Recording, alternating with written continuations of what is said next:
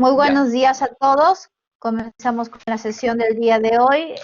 Le paso la palabra al jefe de taller, el arquitecto Carlos Cornejo. Ok, buenos días con todos. Espero que los que hayan llegado eh, puntuales puedan disfrutar de estos primeros minutos con nosotros. Eh, Vamos a dar inicio en unos minutos sobre nuestra segunda charla, que es la idea es hacer conversatorios, ojo. Entonces significa que ustedes puedan participar también a través del chat con sus preguntas y pueda después al final darse un intercambio de ideas. De eso se trata esta segundo conversatorio, ¿no? Vamos a tener esto a lo largo del ciclo y pues en esta oportunidad lo vamos a tener aquí a nuestro profesor, amigo, a Óscar García, que nos va a presentar el tema. Yo quiero decirles que pues espero que disfruten de estos momentos, que son momentos realmente de reflexión, para entrar después a pasar a cada uno de los grupos. Hoy no quiero demorar más y dejo con ustedes a el arquitecto Óscar García para que presente su charla, que será, espero, de su agrado. Bueno, mientras se va cargando, quizá podía ir ya arrancando con alguna reflexión previa. Esta charla, como sabe Carlos, pues es una reflexión que yo creo que todos nosotros tenemos que hacer a la hora de trabajar como arquitectos, preguntarnos en qué consiste realmente nuestra materia, la arquitectura, y además este interrogante pues no es algo nuevo para nada, sino que desde mismos orígenes, como es natural, los arquitectos se han preguntado cuál es su campo de acción y en qué consiste esto para tener bien claro cuál es su marco de actividad, por supuesto. Así pues, cuando termine mi charla, pues sería muy positivo que los estudiantes saquen sus propias conclusiones al hilo de la charla, que imagino que ya tienen previamente. Y esto pues simplemente puede ser una ampliación tal vez de conocimientos, aunque yo voy a exponer puntos de vista de arquitectos que son bastante célebres y supongo que algo les sonará todo esto. Bueno, parece que está tardando un poquito la conversión, pero bueno, pues voy anticipando algunos de los contenidos. La charla se articula en torno a un texto que me he bajado a Arnet del arquitecto Ignasi de Solà Morales, que participa en una publicación colectiva que se llama Introducción a la Arquitectura, Conceptos Fundamentales. Y el primer texto de ese compendio, de ese libro que saca la Universidad Politécnica de Cataluña, se llama Arquitectura. Y ese primer texto, que es el que yo tomo un poco como guía para hacer esta presentación, trata sobre esto, ¿no? ¿Verdad? Sobre qué es la arquitectura y algunas de las definiciones más importantes al respecto, y básicamente pues es lo que voy yo a decir hoy, quizá con un sesgo personal, algunos paréntesis donde yo mismo doy mi punto de vista sobre lo que dicen estos autores, pero en el fondo pues son los autores los que van a hablar a través de mi exposición. Bueno, sigue el proceso y hacer una especie de índice verbal de lo que voy a contar, que es lo siguiente. Vamos a empezar yendo a la tradición grecorromana, porque el primer texto conservado sobre arquitectura, que hace una reflexión sobre los fundamentos de nuestra disciplina, pues son los 10 libros de arquitectura de Marco Vitruvio. Este arquitecto romano escribió este texto hace aproximadamente 2000 años, en tiempos de Julio César. Vitruvio trabajó como ingeniero militar bajo las órdenes de este famosísimo político y militar romano. Como arquitecto, imagino que realizaría más obras, pero solamente se conoce a día de hoy una basílica de Vitruvio. Sin embargo, dado que es el único texto conservado de aquella época, pues claro, ha adquirido una relevancia extraordinaria. Ahí Vitruvio veremos que da una primera definición de la arquitectura, bueno, en realidad varias definiciones simultáneas de la arquitectura, y además dice cuáles eran, a su juicio, los orígenes de la arquitectura. Entonces creo que no podemos ignorarlo y necesitamos comentarlo para saber cómo, a partir de ese momento, la tradición occidental pues entiende, ¿verdad?, las bases en las cuales nos asentamos. Y claro, ¿cuál es la importancia de esta tradición occidental? Bueno, pues el hecho de que, claro, toda Europa está en ese marco y a través del tiempo pues se va difundiendo por otros lugares a través de fenómenos por todos conocidos, y hasta el punto es así que la propia palabra arquitectura pues nace ahí, en esos momentos, antes de Marco Vitruvio, en la civilización griega. De la civilización griega pasa a Roma. Roma incorpora esta palabra al latín, del latín pasa a las lenguas románicas, entre las cuales está la nuestra, el castellano, y a otras lenguas también indoeuropeas, como son las lenguas germánicas, dentro de las cuales está la lengua, digamos, generalizada hoy en día de uso universal, que sería el inglés, frente al latín de épocas pasadas, y también a otras lenguas indoeuropeas, como pueden ser las eslavas. Dicho esto, pues sabemos que desde ese momento pues se va expandiendo a todo el planeta la definición, bueno, perdón, la palabra de arquitectura, y se va asumiendo en culturas que en principio pues no estaban conectadas con esa tradición grecorromana. Entonces yo creo que hoy en casi cualquier universidad del mundo se enseña arquitectura, que es una palabra que se compone de dos raíces semánticas griegas diferentes, y todos empleamos este término de origen griego, aunque estemos en Perú, o aunque estemos en China, aunque estemos en Japón, que son países que tienen a su vez otras culturas simultáneas, juxtapuestas a esta otra, ¿no? Muy bien, pues de Vitruvio vamos a dar un salto. Después de haber hecho unos comentarios sobre la arquitectura grecorromana, daremos un salto al siglo XIX para reflexionar sobre la obra de dos grandes maestros. El primero sería William Morris, un arquitecto británico, y el segundo Adolf Loos, arquitecto austríaco. Nos vamos a detener en ellos. Bueno, William Morris es un poquito anterior a Adolf Loos. Adolf Loos está a caballo entre el siglo XIX y el siglo XX. Y nos detenemos en ellos porque cada uno realiza o expone o ofrece una definición de la arquitectura pues totalmente distinta. Se encuentran, digamos, en los dos extremos posibles de entendimiento de la materia.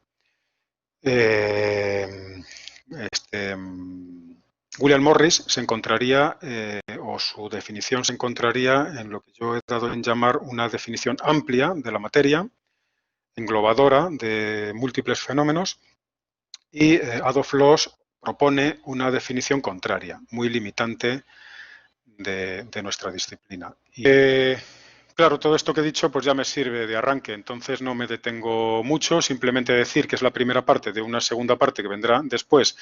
Si acaso a Carlos no le parece, bueno, a Carlos y a los demás, evidentemente, un petardo lo que voy a decir, que duermo a la audiencia, y nada, tiro para adelante. Todo lo que se construye, gracias. Todo lo que se construye es arquitectura. Bueno, es muy difícil dar una respuesta inmediata y unívoca a esto, pero claro, lo que vendrá a continuación es un intento de respuesta a esta pregunta. Vamos a ver si realmente todo lo que se construye es arquitectura. Pero bueno, les dejo con la siguiente reflexión. ¿Para qué están las escuelas de arquitectura si acaso todo lo que se construye es arquitectura? Es dudoso que todo lo que se construya sea arquitectura. Piensen en Lima y su autoconstrucción, ¿verdad? Y si todo fuese arquitectura, pues a lo mejor habría que coger la llave y cerrar las escuelas. Bueno, tiro para adelante. Y bueno, como ya dije, el primer punto pues es esta tradición grecorromana con Vitruvio. Aquí viene esta, digamos, etimología de la palabra, que tiene dos raíces semánticas, como también mencioné. La primera sería la palabra arge, que significa lo principal, lo primario, ¿verdad?, lo dominante incluso. Y la segunda palabra es tecton, que es el verbo construir. De la juxtaposición o de la mixtura de estas dos raíces semánticas nace tanto arquitectura como arquitecto. Por lo tanto, de acuerdo con esta idea griega, el arquitecto sería aquella persona que cuenta con mayor responsabilidad en la obra y que le faculta tanto para establecer los lineamientos o ideas que se materializan en el proyecto como para posteriormente dirigir la actividad constructora. Es decir, tiene esas dos vertientes en esta tradición, que es la que nosotros hemos heredado cuando decimos que somos arquitectos. Y la palabra arquitectura pues tiene ese trayecto que ya dije y no les voy a molestar con ese rollo otra vez, pero sí que quiero indicar que había culturas o civilizaciones que obviamente han construido edificios, obras, escenarios que hoy entendemos como arquitectura, pero no necesariamente ellos tenían lo que nosotros estrictamente entendemos como arquitectos dentro de su organización social, sino que a lo mejor tenían otras figuras, digamos, profesionales, por llamarlo así, con una palabra contemporánea, que eran diferentes y que tal vez en muchos casos se ajustaban más a lo que hoy llamaríamos maestro de obras. Bueno, pues continúo y bueno, me voy a detener un par de minutos en ver qué resultados daba, por lo tanto, el planteamiento de Vitruvio en la práctica o con qué arquitecturas estaba en diálogo, más bien, Vitruvio a la hora de enunciar sus planteamientos en sus 10 libros de arquitectura. Bueno, pues encontraba con como la que vemos arriba, que es la tradición griega, y con cosas como la que vemos abajo, que son las que él mismo ayudaba a construir dentro de la civilización romana. ¿Cuál es la diferencia fundamental? Bueno, pues, o mejor dicho, ¿qué tienen en común? Pues tienen en común el entendimiento de que la arquitectura tiene que generar un sistema armónico para que la visión de los edificios sea grata para los observadores. ¿Y cómo lograban ellos generar ese sistema armónico? Pues a través de unas leyes de proporciones que nacían de lo que llamaban los órdenes o incluso los estilos, porque la raíz semántica de la palabra estilo es columna, es decir, en griego estilo es columna, y de la columna nacen estos sistemas sintácticos que dan lugar a unas relaciones visuales que permiten establecer a su vez unas proporciones, con lo cual se puede obtener una armonía en el conjunto de la gran estructura del edificio.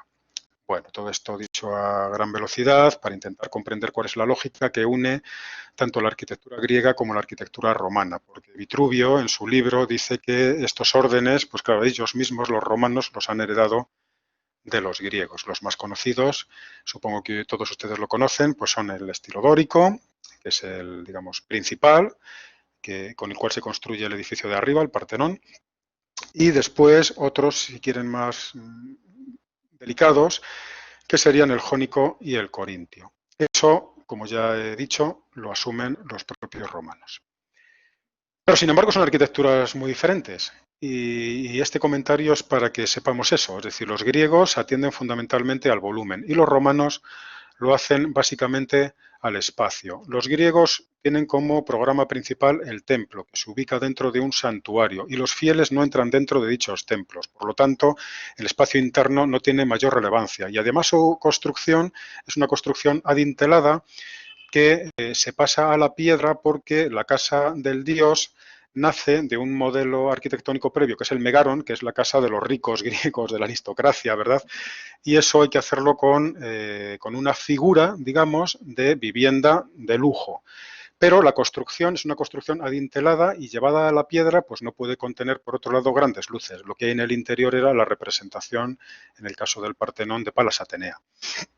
Vamos, que no necesitan grandes espacios. Sin embargo, los romanos sí que necesitan esos grandes espacios porque tienen programas más complejos, o esos programas complejos se ofrecen a la ciudadanía romana, y en el interior de edificios como el Panteón de Agripa pues entraban muchísimas personas, y también lo hacían en las basílicas, en los anfiteatros, en los teatros, en los circos, y la espacialidad ahí es fundamental. Y la estructura con la cual se construye el edificio pues ya no es una estructura adintelada, sino que necesita cubrir grandes luces con materiales de la época que tienen que estar trabajando a compresión, y hay que darles una geometría adecuada a tal efecto que da lugar al arco, proyección, la bóveda y a la forma originada de su rotación, que es la cúpula. Bueno, paso a la siguiente imagen y ahí vemos una alegoría de lo que a juicio de Marco Vitruvio es el origen de la arquitectura, que es la cabaña primitiva. La cabaña primitiva, dice Marco Vitruvio, da origen a la casa, y la casa pues es lo que genera la ciudad justaponiéndose en el tejido urbano. Ese es para él el origen. Y de la cabaña, a su vez, se toma a través de la casa, ¿verdad?, de la casa aristocrática, digamos, la filiación que conduce, como ya he comentado en la diapositiva previa, al templo.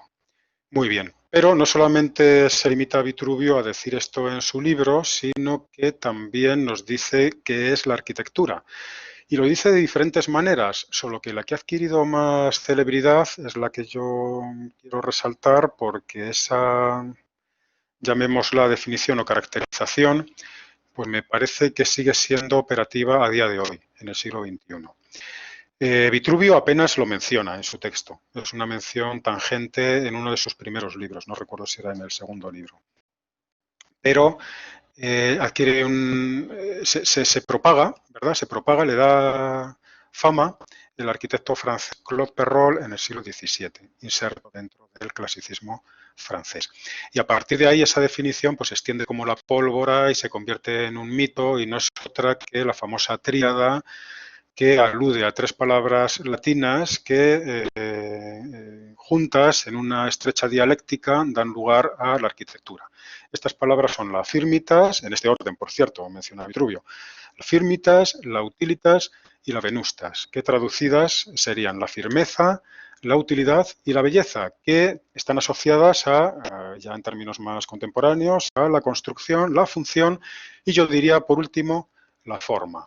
Entonces, esto, creo yo, no puede ser ignorado por nosotros a la hora, hoy en día, de seguir trabajando en arquitectura, primero porque ha tenido una influencia extraordinaria en el pasado y porque ese pasado sigue estando activo en las referencias que utilizan los arquitectos en el presente, ¿verdad? Y como intentaremos explicar en sucesivas, digamos, presentaciones, si le parece bien a Carlos, pues, vamos, sigue estando ahí, ¿verdad?, en nuestro día a día, esta cuestión. Ah, por cierto, y bueno, verán que aquí aparece un texto, me comentó Carlos que la letra es muy pequeña, que quizá no lo vean ustedes bien, pero la intención es esto, que es un PDF, que sale de un PPT, pues subirlo al aula virtual y que ahí, bueno, si alguien desea repasar, pues cuente con esta información primaria que te permite contextualizar las imágenes. Decía que a partir de ese momento, cuando Vitruvio lanza esta definición, o quizás, bueno, en realidad antes, claro, el arquitecto ya se entiende como una especie de simbiosis entre técnico y artista. Y veremos más adelante que esta simbiosis pues es una simbiosis bastante problemática. Entonces, el Renacimiento, que vuelve digamos, a rescatar la figura de Vitruvio a partir del siglo XV, pues pone esto muy de relieve, esta circunstancia, y entonces, a partir de la definición de Alberti, pues pasamos a formar parte de las artes del dibujo de una manera casi formal, que serían la pintura, la escultura y la arquitectura. Bueno, vamos de tiempo más o menos, quedan 20 minutos, espero que no me demore demasiado en las siguientes, digamos, pautas de la presentación y ahora pues damos un salto temporal notable, llegamos al siglo XIX. La arquitectura clásica llega hasta estas fechas, pero es en ese momento cuando tiene lugar una crisis rotunda dentro de esta tradición, dentro de este marco estético, y aparecen una serie de movimientos intelectuales, entre los cuales se encuentra Arts and Crafts, las Islas Británicas. Arts and Crafts se puede traducir como artes y oficios, y Arts and Crafts lo que hace es cambiar el foco de atención de la arquitectura, del monumento, diríamos.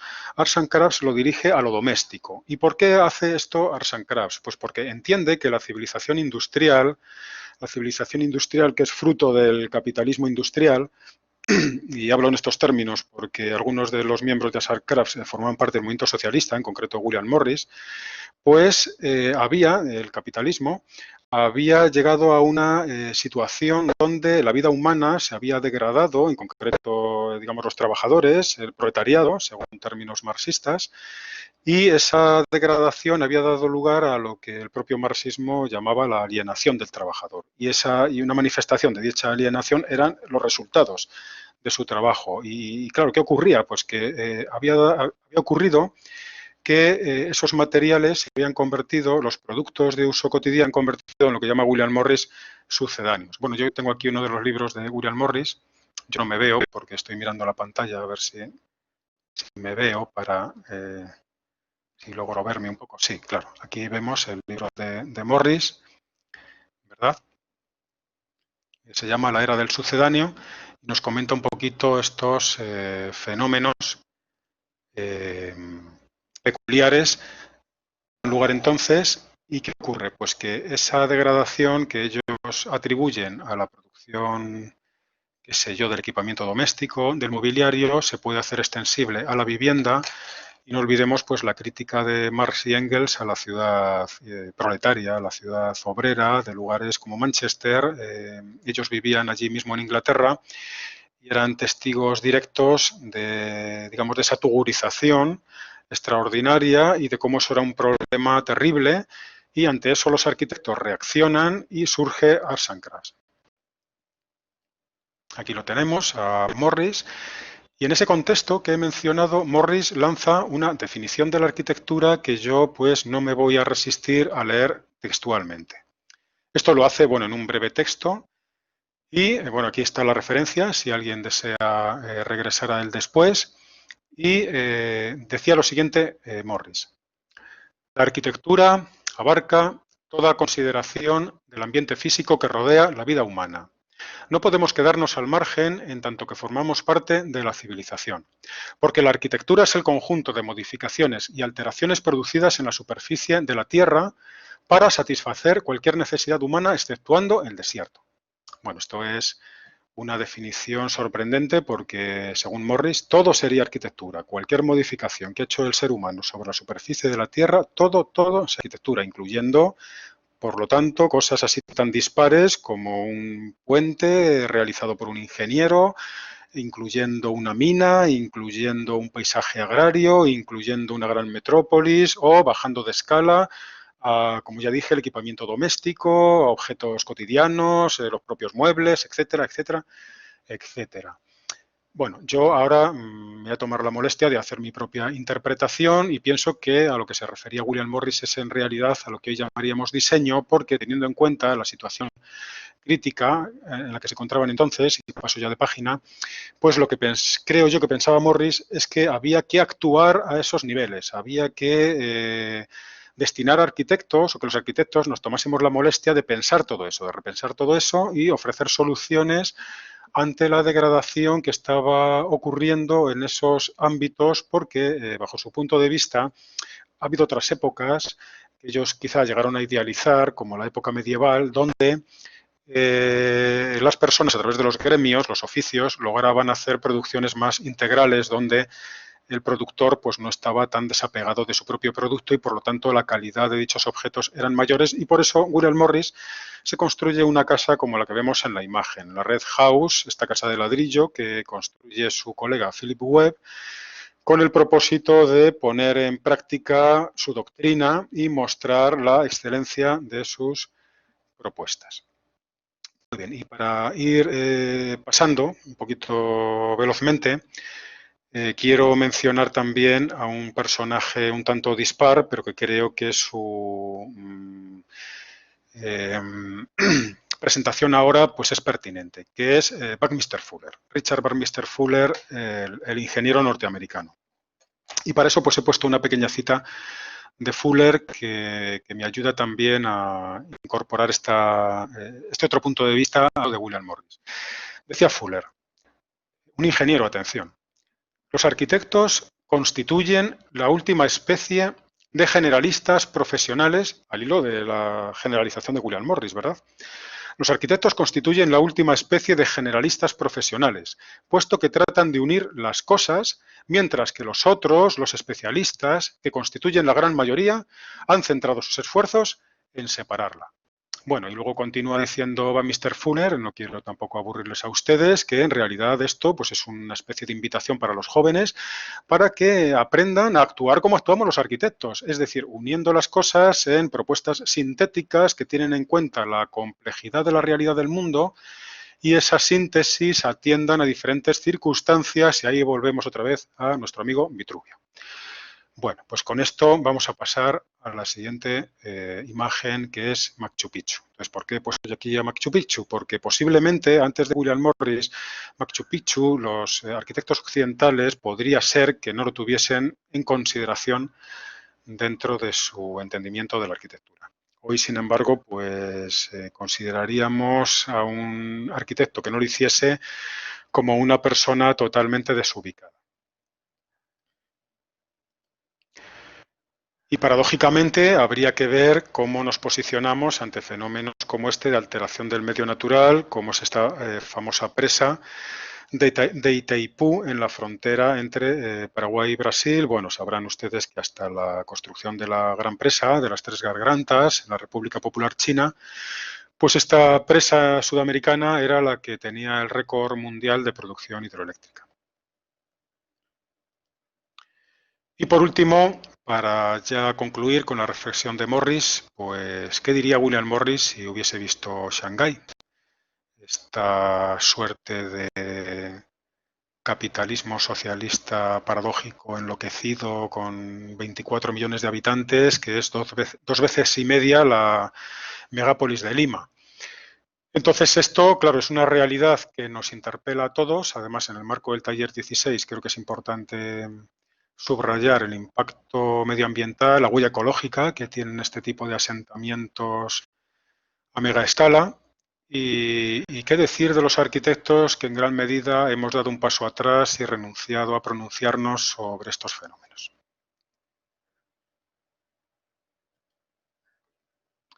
Muy bien, pues ahora ya pasamos a la tercera pata del triángulo que yo les he planteado el día de hoy, que es otro magnífico arquitecto, en este caso el arquitecto vienés Adolf Loos. Adolf Loos era un admirador del pragmatismo anglosajón.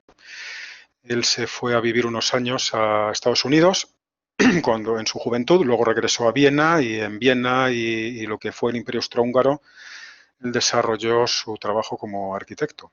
En realidad no me consta que Adolf Loos estudiase arquitectura, pero es uno de los más grandes arquitectos del último siglo, sin lugar a dudas. Pero claro, ¿qué es lo que nos dice Loos frente a William Morris? Pues nos dice todo lo contrario. Si William Morris nos dice que la arquitectura es prácticamente cualquier intervención que hay sobre la superficie terrestre, Adolf Loos nos dice que casi nada es arquitectura y que además el procedimiento habitual del arquitecto que pretende ser un artista es una especie de bomba de relojería porque la arquitectura en realidad debe proceder, o mejor dicho, el proyecto debe proceder a través de un lento proceso de decantación sin pretensiones artísticas que tiene que eludir el diseño apresurado y prepotente del artista, entre comillas, del que se cree que hace una cosa bella sin en realidad pasar por el filtro de la experiencia, con lo cual en realidad lo que hace es producir monstruitos. Y esto Adolf Loos considera que es intolerable. Ahí lo tenemos, Adolf Loos, y claro, él fue un gran polemista en la Viena de comienzos de siglo, que es la patria a su vez de Sigmund Freud, de Ludwig Wittgenstein y de otras muchísimas personalidades de primer nivel mundial. Adolf Loos, como parte de esa playa de maestros, pues entra en un combate fortísimo, intelectual, contra la secesión. La secesión es la versión austríaca de lo que en Francia se conocía como el Art Nouveau o en el marco hispano como el modernismo. Bueno, el modernismo, claro, ustedes seguramente conocerán la figura de Antoni Gaudí. Digamos que Loos sería una especie de anti-Gaudí. ¿Y por qué? Pues porque lo que dice Loos es que estas arquitecturas modernistas secession lo que hacen es intentar hacernos creer que lanzan una nueva arquitectura cuando lo que están haciendo es generar un nuevo estilo ornamental. Porque, claro, cabría señalar que Antoni Gaudí pues, no deja de ser un arquitecto medieval que a su vez sigue a Viollet-le-Duc, ¿verdad?, con su racionalismo estructural francés de, digamos, raigambre gótica. Frente a esto, Adolf Loos intenta llegar a una nueva visión totalmente distinta de la arquitectura, ¿verdad? Una arquitectura nueva que se libere, evidentemente, de estas, digamos, imperativos ornamentales y vaya, pues, a lo que es la base de la disciplina, y frente a eso, pues nos hace ver que la cuestión está fundamentalmente centrada en la vivienda. Y en eso pues concuerda con William Morris. Dense cuenta que frente a los arquitectos antiguos, grecorromanos, que trabajaban sobre todo para la élite, este arquitecto, igual que Morris, ya los arquitectos más modernos, y es parte de la revolución del entendimiento de la arquitectura moderna, entienden que la vivienda, digamos, común, la que es objeto de nuestro interés. Entonces, piénsalos que la casa debe agradar a cualquier persona, pero una obra de arte no. Una obra de arte no tiene por qué agradar a cualquier persona. A través de este razonamiento da a entender, por lo tanto, que una casa no tiene que ser una obra de arte. Viene a decirlos que una casa tiene que permitir que su habitante sea todo lo guachafo que quiera, puede tener todo el mal gusto del mundo porque es su casa y en su interior puede tener la vida que le plazca, pero no en el exterior. Entonces, para ilustrar esa disyuntiva, he querido poner la imagen de una de las famosas viviendas de Loss, en este caso la Casa Miller en Praga. Bueno, Praga formaba parte del Imperio Austrohúngaro a comienzos del siglo XX. Y vemos que la Casa Miller tiene una visión, o admite una visión muy diferente, una dialéctica muy pronunciada entre el exterior, que es un exterior que ya anuncia algunos de los estilemas del movimiento moderno, los volúmenes puros, los huecos abstractos, el enlucido blanco, luminoso, ¿verdad?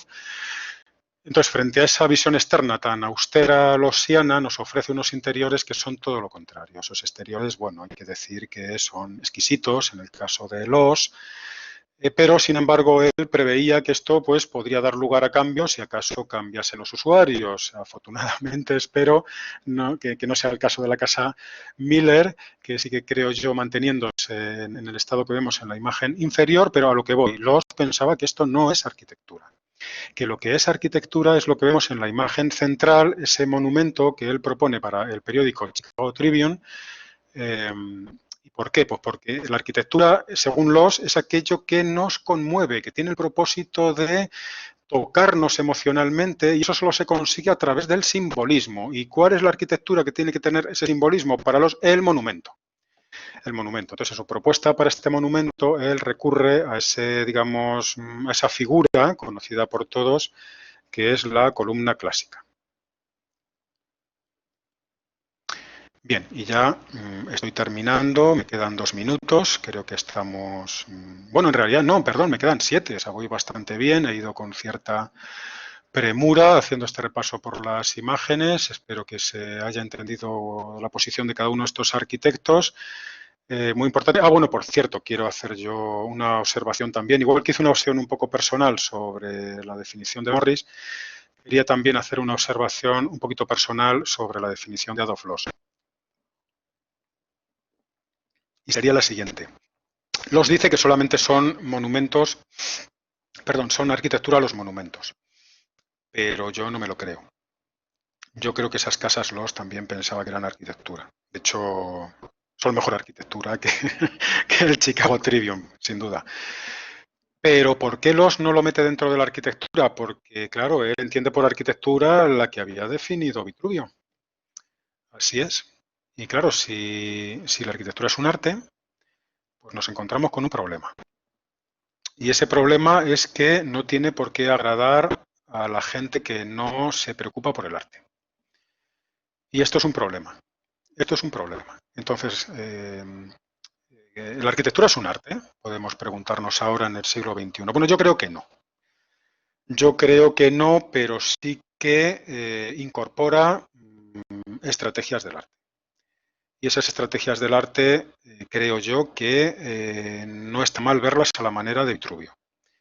A la manera en la que la Venustas, o bueno, yo propongo, ¿no? Yo propongo entender la Venustas de Vitruvio. Bueno, no lo propongo yo, lo propone otra gente también, pero bueno, yo me subo a esa propuesta.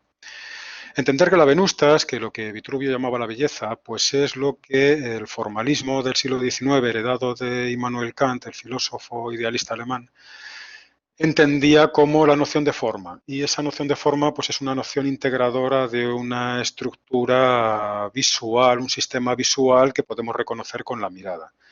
Intento decir con mis propias palabras lo que seguramente estos pensadores formalistas hubiesen expresado mucho mejor. Pero esa tradición formalista deriva en las vanguardias y de ahí viene la tradición de la arquitectura moderna, nada más y nada menos.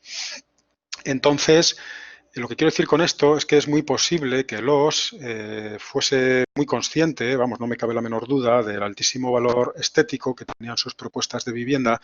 Solo entender que eso era arte era muy peligroso. ¿Y por qué es muy peligroso? Pues porque hace que el arquitecto asuma un rol muy pretencioso que le hace ponerse en el papel del artista romántico. Y este es el punto crítico. Este es el punto crítico. Porque, claro, lo que yo he mencionado es la tradición kantiana. Pero, claro, esta otra tradición que también está emparentada con el idealismo alemán es muy problemática, muy problemática, porque entiende esta otra visión heredera del romanticismo que el que se tiene que expresar es el artista, no es el objeto el que tiene autonomía, que es lo que dice el formalismo, sino el propio artista. Y esto ya, claro, es lo que da todos los monstruitos del mundo.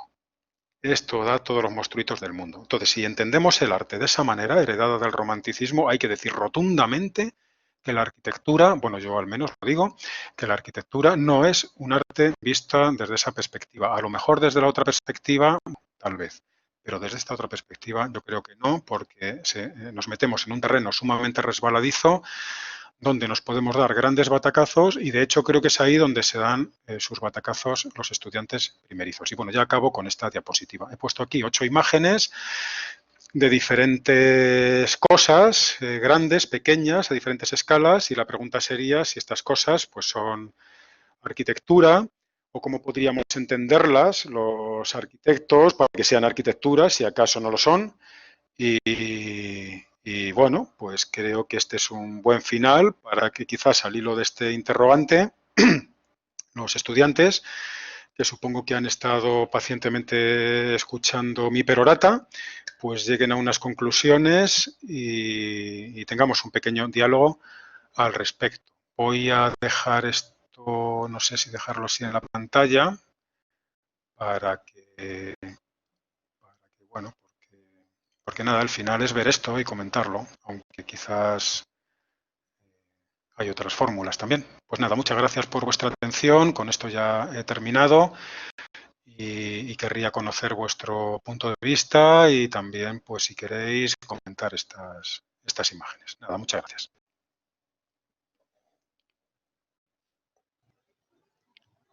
Gracias a ti, Oscar. Excelente exposición. Por favor, sus consultas a través del chat.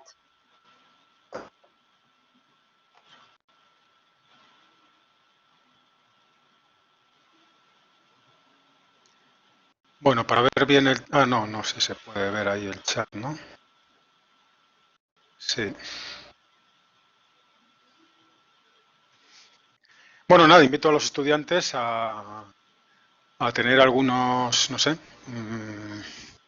qué sé yo, algunas, no sé, lanzar alguna conjetura. Por ejemplo, voy a hacer yo la primera conjetura. La primera imagen que he puesto es de unas viviendas en el distrito de San Juan de Miraflores, muy cerquita de nuestra universidad, la Ricardo Palma. Como ustedes saben, San Juan de Miraflores se separa del distrito de Surco, donde está la Ricardo Palma, por la Panamericana. Y más o menos a la altura de la Ricardo Palma, pues yo saqué esa foto que ven ahí, ¿no?, de esas casas de Pamplona Alta. Venga, lanzo una pregunta concreta. ¿Esas casas son arquitectura o no son arquitectura? Bueno, como han visto en la presentación, se puede ver desde diferentes ángulos. Ah, bueno, Diego, venga, Diego, a por ello, a por ello. Bien, buenos días, buenas tardes, arquitecto. Creo que para responder a esta pregunta podemos tomar como varios puntos que se han señalado en la exposición. De hecho, yo me quedé con algunas, por ejemplo, con esta idea de generar belleza en los términos de Loos. Pone una manera de entender si esto es arquitectura, y en ese sentido creo que no. Por por entender la idea de un orden visual, pero que pone ahí en duda ese punto, esa imagen. Sí, sí. Ahora yo quiero hacerte otra pregunta y es, o sea, si he entendido bien tu comentario, en principio podríamos decir que no es arquitectura porque, claro, carece de ese propósito de generar ese sistema ordenado, ¿verdad?, que podríamos entender como la noción de forma, a través de la cual podemos tener un criterio y ver si es o no parte de la arquitectura entendida como una rama del arte, quizás. Pero mira, te lanzo una pregunta y es, ¿hay alguna pauta ordenada en la imagen?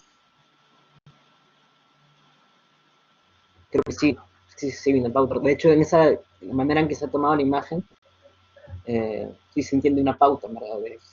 Dinos alguna cuestión que se pueda entender como una pauta ordenada de la imagen.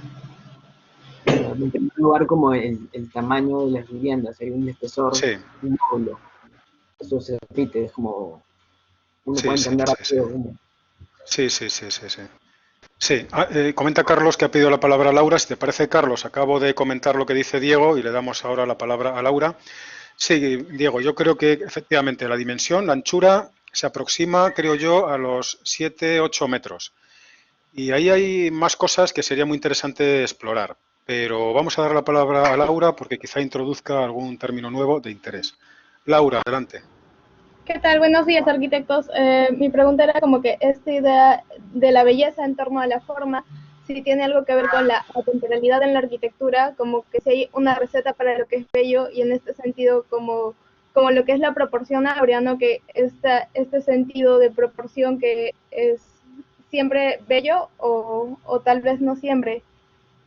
Y en torno a Bueno, las pues imágenes sí, que vemos, sí. también quería complementar, se me viene la idea de cómo la ruina se acopla al paisaje en cierto punto de la historia, ¿no? Sí, Y ya configura parte del entorno. sí. Esa era mi pregunta. Sí, la primera que nos has lanzado es un obús, o sea, es una pregunta, en fin, que va y a un tema bien fuerte, ¿verdad? Porque, claro, es algo así como yo interpreto. ¿La estética es algo atemporal o está mediatizada por las circunstancias culturales de cada contexto? Bueno, yo creo que la respuesta va más por la segunda posición, porque cada época pues tiene una posición cultural que la determina, pero por otro lado, esa época identifica unos criterios que son extrapolables al pasado, es decir, nuestra época tiene estos criterios que yo he mencionado y con esos criterios tú puedes proyectar tu mirada al pasado y, digamos, observar con nuevos ojos esas construcciones del pasado porque, entre otras cuestiones, hay que decir que la cultura contemporánea intenta, si al menos uno explora diferentes puntos de vista, intenta asumir lo que ya dijo el pasado. Con lo cual, para dar una respuesta un poquito más precisa a tu cuestión, yo diría que la idea de belleza es una idea que tiene que ser contemporánea, lo que nosotros entendamos hoy por tal cosa, que por cierto es bastante un tema bastante espinoso, pero yo creo que para concretar en la arquitectura, pues yo me iría a esta tradición de la estética kantiana, que es muy útil para nosotros, ¿verdad? Como entendiendo, digamos, la utilidad de la noción de forma, y en ese sentido proyectar esa forma de ver las cosas al pasado, y en ese sentido la arquitectura grecorromana pues cumple también con ese requisito a través de esa búsqueda de la armonía en una sintaxis que nos proporcionan los órdenes antiguos. Respecto a la segunda cuestión de las ruinas antiguas y su integración en el paisaje, bueno, pues sería abundar un poco en lo mismo, es decir, el paisaje aparece en la cultura occidental a partir del siglo XIX. Entonces, si no hubiese aparecido ese entendimiento del paisaje, pues a lo mejor estas ruinas nos parecerían lo que le parecería seguramente al habitante de Machu Picchu si hubiese visto Machu Picchu derruido o Chan Chan, como vemos en esta imagen derruido, lo vería tal vez como simplemente una construcción malograda, que es lo que ha ocurrido hasta el siglo XIX en la misma cultura occidental. Los antiguos veían, qué sé yo, una iglesia derruida por una guerra, un conflicto, un incendio, y si no tenían dinero para reconstruirlo, aquello era un edificio malogrado que no tenía más valor. Pero en el siglo XIX empieza a valorarse como parte del paisaje. Creo que hay alguna cuestión más, no sé, porque ¿a quién le damos la palabra, Carlos? No sé si a Franco, a Sebastián. ¿Qué pasa con los, Franco dice, ¿qué pasa con los espacios públicos? A Franco, ¿qué pasa con los espacios públicos o el paisajismo? ¿Son arquitectura? Bueno, desde el siglo XIX indudablemente los consideramos como arquitectura. Claro, entrar en eso en detalle pues es quizá prolongar mucho la charla, pero yo diría, para simplificar, que el paisaje lo entendemos como arquitectura, o lo podemos entender quizás como arquitectura en la medida en que tiene una caracterización visual que nosotros podemos reconocer con la mirada, ¿verdad? Compartir a través de, digamos, esa percepción subjetiva. Habrá, digamos, como una especie de compartir intersubjetivo, y ese compartir intersubjetivo tiene que ver con los rasgos que están ahí en dicho paisaje. Lo reconocemos, tiene un carácter ese paisaje y, por lo tanto, es susceptible de contemplarse estéticamente. Los espacios públicos. Hombre, los espacios públicos es que además, claro, son la ciudad en sí misma. Los espacios públicos, dicen algunos teóricos del urbanismo. Es decir, los espacios públicos son fundamentales. Claro que son arquitectura, por supuesto.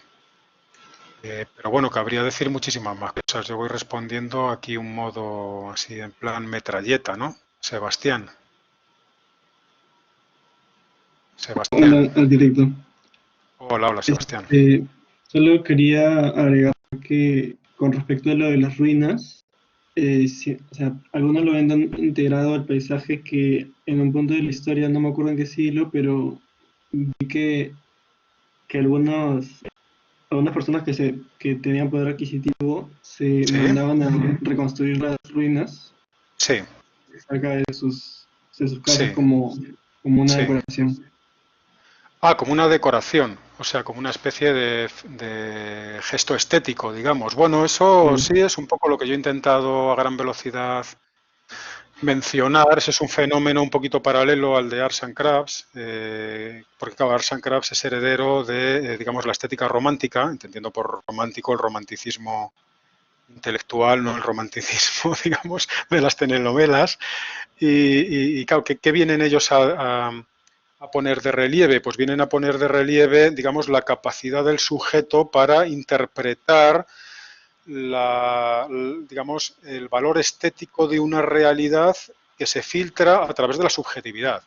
Claro, eso es muy peligroso para la arquitectura porque es lo que ha dado hoy en día esa línea estética que deriva en una subjetividad extrema donde es el autor el que se expresa, y claro, esto último ya para los arquitectos es una bomba.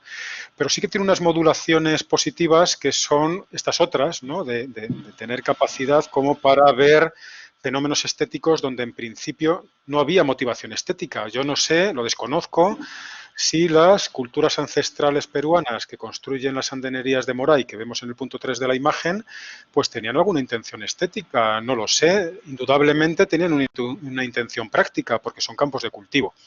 Que además de eso tuviesen una intención estética, lo desconozco. Vamos a ponernos en la hipótesis de que no la tuviesen. Si no tenían esa intención estética, hay un momento dado, a través de esta forma de entender la estética, donde nosotros somos capaces de reconocer un sistema visual dentro de ese conjunto y, por lo tanto, darle un valor estético. A lo mejor ellos también lo hacían, pero yo no lo sé. Sea como fuere, nosotros hoy en día sí que lo hacemos y le damos ese valor.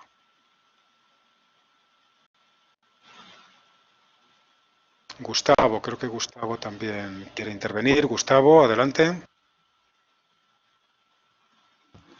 Sí, arquitecto Óscar, buenos días. Buenos días. En cuanto a la percepción de arquitectura que tenían Morris y Loos, Sí. mi duda era, ¿se podría decir que Le Corbusier, al crear el modulor, trató de buscar también cierta belleza, pero no como un arte, sino más que todo encontrar esta belleza en la razón de la forma y la función de sus edificaciones o de sus obras? Pues sí, claro, yo creo que es así como tú dices, con la matización de que Le Corbusier, pues yo creo que sí que entendía la arquitectura como un arte. De hecho, él era un artista, era un pintor, y durante su primera etapa profesional, pues dedicaba más tiempo a la pintura que a la arquitectura. Fue, según iba pasando el tiempo, como cada vez le dio más peso a la arquitectura, pero él es un artista y por supuesto que lo que has dicho del modulor es una herramienta de organización visual, entre otras cuestiones, además de organización material de la construcción y de estandarización después de la Segunda Guerra Mundial. Sí, por supuesto. El texto que he mencionado de Solá Morales termina hablando de la obra de Le Corbusier, que yo no he incorporado aquí, pero podríamos haber seguido, si hubiésemos sido más fiel al texto referencial de este arquitecto, pues acabando con Le Corbusier. Sí, sí, sí. Bueno, muy bien traído a colación, por cierto. Quizás, Carlos, a lo mejor sería bueno que también, no sé, deje yo de hablar, que ya me canso un poco y a lo mejor también vosotros, los demás profesores, pues podéis coger el reto, ¿no? Pues eso, desde Vitruvio hasta Los y ir también respondiendo a los estudiantes, ¿no te parece? Invito a que los demás profesores que quieran participar ahora lo hagan de manera breve, muy corta. Contamos con pocos minutos, así que Manuel, ya, muy bien, te escuchamos. Buenos días, ¿se oye? Gracias. Mira, una de las preguntas que me ha gustado que has planteado es lo de si las casas de Pamplona son arquitectura. Y además me ha hecho pensar, ¿no? Y bueno, lo primero que me salía es que evidentemente sí es arquitectura, ¿no? En la medida en que está con la definición de Morris de que, oye, hemos hecho un diseño que sirve para cubrir una necesidad, ¿no? Y todo lo que, y eso que podríamos definir como la técnica, ¿no? De diseño, ¿no? Pues es la definida como arquitectura, ¿no? Creo que el tema de Morris no solo es eso, sino también el tema de la necesidad. O sea, todo aquello que cubre esa necesidad que ha diseñado el hombre, ¿no? Y en caso de necesidades habitables, pues se pueden considerar arquitecturas, ¿no? Luego otra cosa es la calidad, ¿no? Y por último también decir que precisamente las necesidades de las personas son variadas y son amplias, ¿no? Y entonces existen unas necesidades más básicas de cubrición, de habitabilidad, lo que sea, y otras que van más allá, pues como puede ser el tema de la cultura, ¿no? O sea, no es lo mismo, pues oye, para una cultura que otra, ¿no? Tendrás unas necesidades u otras y luego la necesidad también de los demás, ¿no? O sea, la propia ciudad necesita, pues, no solo que se resuelvan la habitabilidad básica, sino que también esa habitabilidad o esa forma de resolverlo tenga una calidad de diseño, una calidad. Y eso no solo del tema de la vivienda, ¿no? Pero bueno, yo creo que uno de los problemas o de las circunstancias que llevan a esta variedad de posiciones ante la arquitectura es que en el fondo las necesidades tanto de la persona como de la sociedad son tan ricas, tan amplias, tan complejas y tan inabarcables, ¿no? Que cada uno tiene unas limitaciones, entonces tiene que poner el foco en una parte de esa, ¿no? Nos la pondrán más en la parte pues, que hemos definido como artística, otros en una parte más intelectual, ¿no? Pero al final es el enfocarse en un trocito, ¿no? De la complejidad que tiene el hombre, bueno, o la persona humana y sus necesidades. Ok, Manuel, para poder... Gracias, Manuel, gracias por tus palabras. A ver, si alguien más quiere agregar algo. Juan Pablo, lo que único que les voy a pedir es que traten de hacerlo en 2 minutos. No tenemos mucho tiempo. ¿Sí? Gracias. Bueno, primeramente felicitar a Óscar por la exposición y este recorrido. Segundo, bueno, a la raíz de las preguntas que han habido sobre las ruinas y paisajes y demás, tal vez establecer una relación entre la ruina y el paisaje y esa foto de Machu Picchu, en la cual si no existieran esas ruinas no existiría el paisaje y poner de relieve pues, la importancia de la arquitectura, el paisaje y el territorio, también a raíz, digamos, de las fotos, estas últimas, en las cuales vemos pues, esas ruinas, que no sé si una es de Pachacamac, o no, es una ruina Chimú en Trujillo, bueno, etcétera, esas últimas fotos, las ruinas, hablar de estas construcciones. Por ejemplo, en Cuzco o, por ejemplo, en Split, en Croacia, con el Palacio Diocleciano, etcétera. Estas arquitecturas que hablan de un patrimonio vivo, pues a las finales no deberían de quedar momificadas, ¿no? Es decir, que tal vez deberíamos de preguntarnos a los arquitectos si no es mejor integrar esas ruinas a nuevas construcciones con elementos, pues yo que sé, que sean capaces de transmitir cultura, que esas ruinas adquieran vida, ¿no? Y de alguna forma, pues, esos restos arqueológicos, pues, que se adhieran a las nuevas construcciones, ¿no? Que sean reutilizadas y de alguna forma, pues, que todo sea un ente integrado, ¿no? No sé si me dejo explicar bien. Pero bueno, es la integración de las ruinas que contribuyen a ese tejido urbano o paisajístico y sobre todo al concepto de permanencia y memoria que yo creo que el Perú pues necesita, ¿no? De alguna forma, ¿no?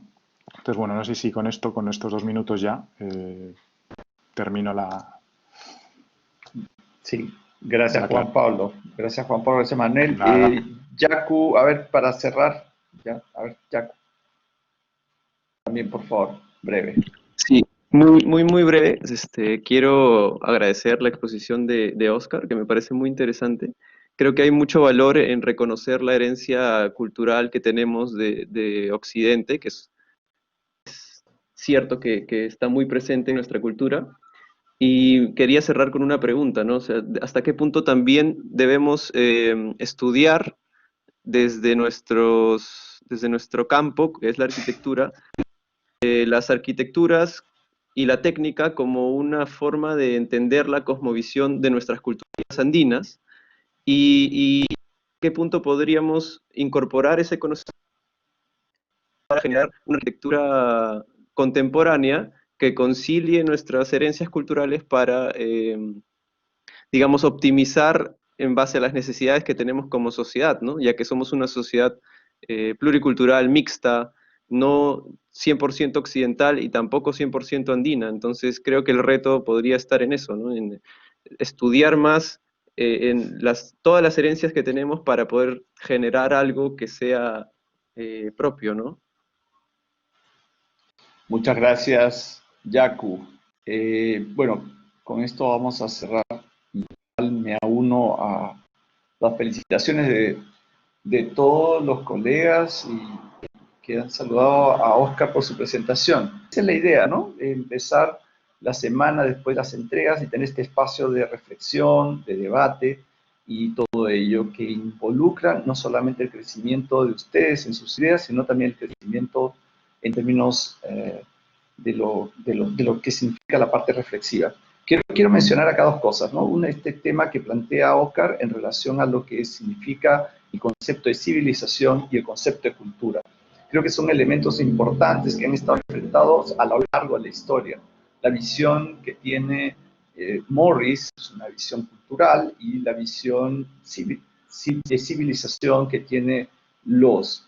¿De dónde parten estos conceptos? Estos conceptos en realidad tienen que ver mucho en su aparición de civilizaciones cuando nosotros hacemos que esto sea lo que es reconocido, ¿no? O sea, cuando hablamos en términos, por ejemplo, legales, ¿no? ¿Qué hace que mi obra aparezca y que lo que aparece ahí es reconocido por el resto? Por lo tanto, el registro de esto hace que esta obra sea reconocida. Este reconocimiento se lo da la ciudad, se lo da cuando tú vas y presentas un proyecto y alguien te lo califica y te dice, usted lo puede construir. Pero hay otra ciudad que se construye, que es la que nosotros tenemos, que es esta ciudad que nos rodea, ¿no? Que es no solamente eso, también la ciudad anterior a esta, las preexistencias, la parte, digamos, que no fue hecha a través de un versado o que estudió arquitectura, sino fue a través de otro tipo, digamos, de desarrollo. Y es lo cultural, ¿no? Y bien dicho, también recojo un poco lo que dice Yacu, lo que menciona también Juan Pablo y Manuel, es esta situación cultural que tenemos nosotros para poder mostrar, ¿no? Yo recuerdo en ejercicios anteriores en taller, enviamos a los estudiantes así igual a los cerros y lo primero que me dijeron, ¿qué vamos a aprender yendo a los cerros? Entonces nos tocó ir a la zona de Independencias, estábamos en el borde de la ciudad y me dicen, ¿por qué me mandan a estudiar aquí? Yo quiero voy a una facultad de arquitectura y quiero aprender arquitectura y me envían al borde de la ciudad donde no hay nada. Y me dice, esto es pura tierra. En palabras textuales del alumno me dijo, es basura. Entonces empezamos ahí a tener una idea de la arquitectura, todos la tenemos. Y claro, cuando vemos los libros, las revistas de arquitectura, nos llenamos de imágenes, ¿verdad? Pero cuando vemos la ciudad, decimos, esto no lo es. Yo recuerdo también a Elisa muchas veces en las conversaciones que teníamos, que no la tenemos ahora, pero importante mencionarla porque Elisa siempre nos hablaba de cómo eran sus clases en Florencia, en Italia. Salía caminando por la calle y pues tenía arquitecturas mirándolas por todos lados. El Renacimiento estaba vivo ahí, ¿no? Todo era visto. Nosotros no tenemos Renacimiento. La reflexión es entender y cómo vemos las cosas. Nuestro propio registro, nuestras propias vivencias, la experiencia.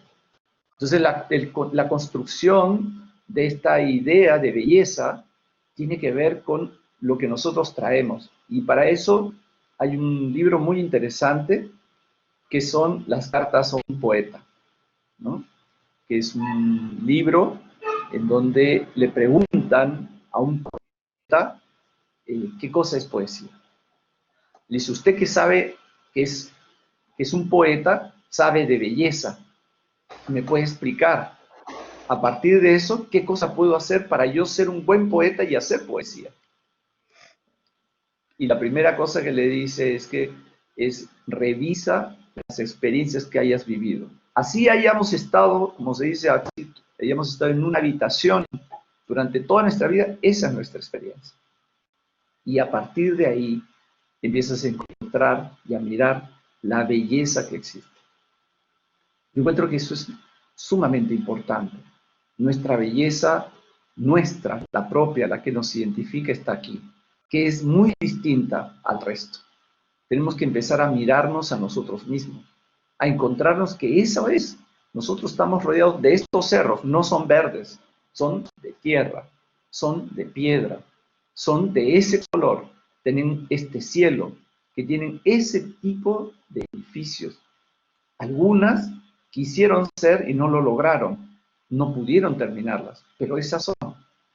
Tenemos que empezar a entender y a mirarlas con ojos, como ese de niño, a descubrirlas y a entenderlas. Hace poco estuve en un foro justamente hablando qué debemos hacer después de la pandemia. Y es seguir mirando que eso 70% que hacen nuestras ciudades, eso no es ciudad. Y vamos a arreglarlo nosotros el 30% que eso sí es ciudad. Pues eso es ciudad también. Ellos también se ganaron el espacio de ser ciudadanos. Y también necesitan de que nosotros empecemos a mirarlos y que necesitan darle calidad de vida. Hoy día la pasan mal. Y tenemos que construir espacios que mejoren eso. Entonces, no los miremos como eso no es la ciudad. Eso es parte nuestra, es el encargo, es la cosa que no hemos querido mirar durante decenios y muchos años. Nuestra formación necesita de eso.